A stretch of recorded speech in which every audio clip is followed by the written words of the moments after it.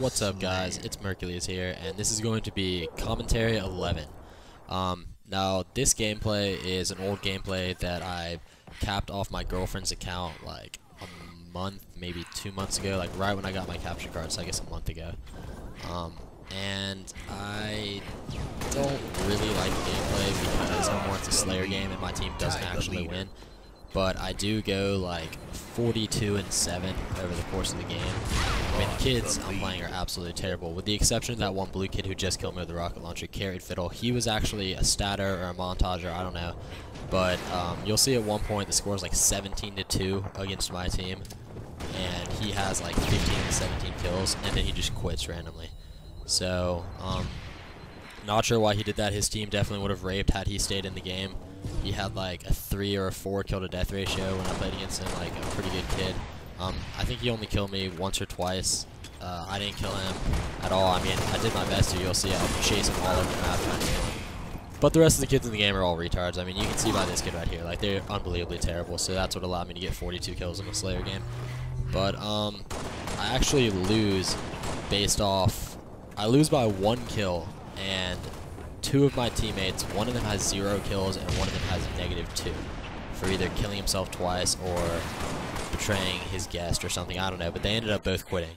So it was me versus everyone else once carried fiddle quit, and I mean, I died a couple times of stupid mistakes. I don't think I played that well, but I almost have the most clutch comeback of all time at the end, and I'm just a little bit too slow, and the game ends as I get a no-scope to tie the lead. So that's unfortunate. Like I said, this gameplay and the next gameplay I'm going to post, and probably another one after that. I've got a perfection on sword-based Slayer Pro that I want to post, but I don't actually play well, but I mean, a perfection is a perfection. I still got 25-0, and it's even harder because I don't have radar. So, I mean, I'm probably going to post that later, do another commentary. After that, I have a Crazy King on countdown gameplay where I get like back-to-back killtrocities, and I think I'm gonna post that, but that will probably be a while in the future. And besides that, I mean, I'm still trying to get clips. It wasn't really until like late last night that I started actually feeling the game again. Like up until now, I guess just from taking a break, I've been really bad when I've been playing. Like, I've still been winning the majority of my Rumble Pit games, but I mean, I've not been playing well in my wins. Like I've been having to scrape out like last-minute wins against kids who are just like barely over 1 kill to death ratios, and it's been really terrible. So hopefully I'll play better later tonight. Hopefully I'll get some good stuff for y'all. I haven't gotten anything over an overkill like in this entire week, which is terrible. I haven't gotten any perfections, equally terrible. So enough about my terrible gameplay. I'm just going to talk about well, I had a couple things I want to talk about, but I think what I'm going to focus this commentary on is my thoughts for Halo 4, since there's been a whole lot of stuff recently that has come out with the game. You know, the box art has come out, and then there's been another interview with Frank O'Connor. I'm sure most of y'all seen it on FD Walshy's channel. And all this stuff. And when Halo 4 first started putting stuff about their game out, I was really excited about what they were doing, and I thought they were going to make a very good game. But the more stuff they put out, the more worried I become about the game, and the more I'm just not sure whether it's going to be a good game or not. And the reason I say this is I'm going to make an analogy kind of to the NFL here. And if y'all don't know about the NFL, sorry, I'll try to explain this best I can. They pretty much have made like a dream team to put Halo 4 together. It's a bunch of big money, like big name guys in the game industry that are all really good at what they do, and they've just paid them a bunch of money. Microsoft has, of course, because Bungie isn't doing this anymore. Microsoft has paid them a bunch of money to come together and make Halo 4. And what this reminds me of is the dream team that was the Philadelphia Eagles last year. They spent tens of millions of dollars in free agency, bringing in the biggest names they could find to make the best team they could, and they were still terrible. And it's because they didn't mesh well together as a unit. And at first, when I started seeing stuff about Halo 4, like the music release and all this other stuff, I thought that it really seemed to go well with what Halo was. I thought it was going to be a Halo game. But now, the more that comes out about it, how there's going to be custom loadouts, and how there's going to be joining mid-game, and how you're always going to have sprint, and all this other stuff, really what it seems to me is like it's a Call of Duty or a Modern Warfare Halo hybrid, which is really, really unfortunate. I hope to God that's not what it is, because I don't think in order for Halo to succeed, it needs to be more like Call of Duty. Now, one thing I will say, I have always thought that there should be sprint. I have always thought there should be sprint, because it just seems so ridiculous that you were a Spartan and you couldn't sprint to me. That was one thing I thought. So I think that there should be sprint. I don't think that has anything to do with Call of Duty. I think any good shooter game, you should just have the ability to run faster while lowering your weapon. The weapon loadouts, I don't like that idea. Halo has always been about everybody starts off with the same weapon, and then you use map control and you use strategy to control the power weapons on the map. If you give everybody the option of customizing their weapon loadout to where they start out with different weapons, I don't necessarily think that's very fair, and I don't really like that at all. It's going to be especially even less fair if people who have played longer have better guns than people who haven't played at all. That's going to be terrible. I really hope they don't do that. I don't really like joining in progress. I don't think that's what Halo's about. I mean, to be honest, I don't think that's actually that big of a deal. But if they do that, they need to make the Social Slayer playlist like more people on each team. Because if it's like 5-on-5, I could see joining progress. Or even 6-on-6, I could see joining progress. And I can definitely see that for a big team. But for a 4-on-4 game, that just seems kind of ridiculous to have a join in progress. I don't know. I think they'd be better off just taking away the, the quit penalty. And then if someone quits, everybody can just quit the game. It doesn't matter at all. Another thing I think Halo 4 should do is, I'll be honest, I know a bunch of people hate this.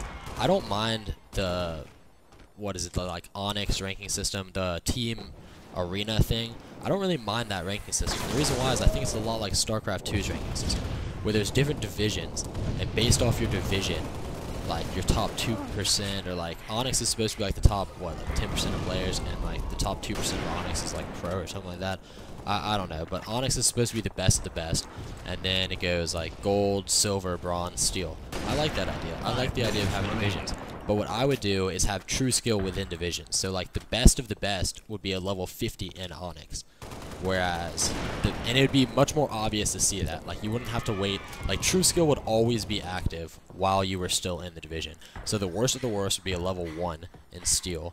The best of the best would be you know, a level 50 in Onyx, and so it would have true skill with the division ranking system. I think that would be good. It'd match people up a lot closer in skill levels in the true skill thing, while at the same time keeping divisions. And I know you could probably just go back, honestly, to the normal true skill system, but I kind of like having divisions. I mean, it doesn't really bother me having a division as long as there's still true skill.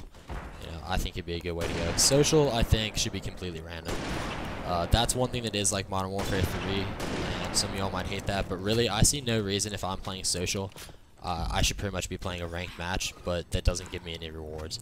Because pretty much that's what it is. I mean, kind of now, regardless of whether you say it is more random than it used to be, but it still puts you with people who are like around your skill level. Like when I play Slayer on Rumble Pit, I very rarely get a bunch of retards running around. Like I'll get kids, I have over 2 kill to death.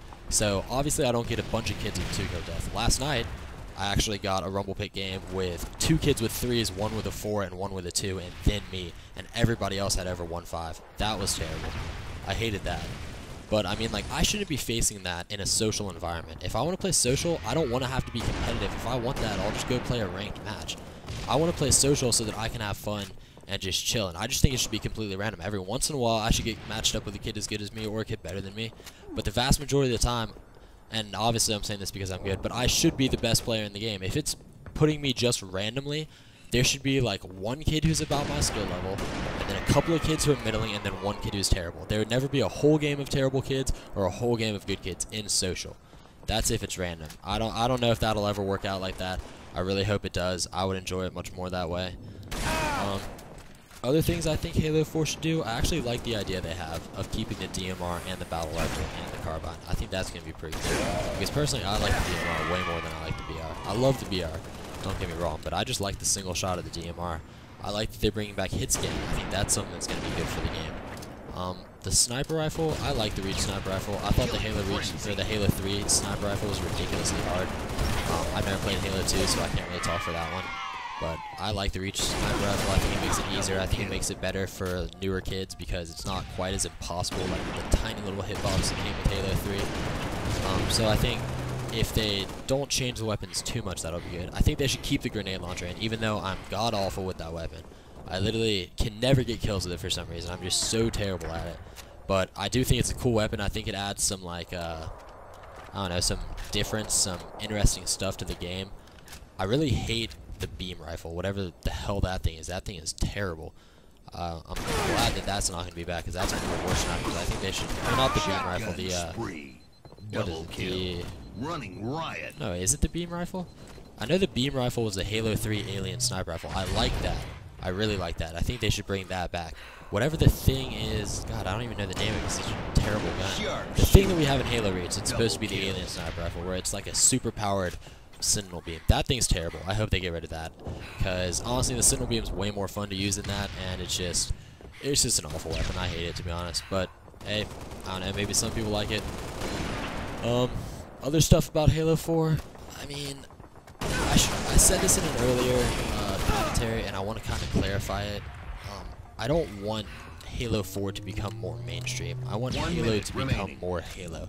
You don't get more people to play your game by making it more like another game. That's what I think. You're not going to get more people to play Halo Reach by making it more like Call of Duty. Because people play Call of Duty because they want to play Call of Duty. People play Reach because they want to play Halo. And I feel like Bungie kind of went and made it like Call of Duty by giving you the different loadouts. By the way, I think they should keep the armor abilities. I mean, I hate armor lock, but I do think that brought an interesting aspect of the game too. I think they should keep the armor abilities. That's just me. But also, they made it take way too long to kill people in this game. That's one thing that Halo 3, you could still kill people fast. Like a 4-shot with the BR was quick. A 5-shot with the DMR takes a while. If they made the DMR 4-shot, I think that alone would make the game so much better. So this commentary is almost over, guys. I choked right up here for the tie, I guess. It's pretty terrible, but like I said, 42-7, not really that bad. I hope you enjoyed the commentary. I'll have another one out soon. Like, favorite, and subscribe for more.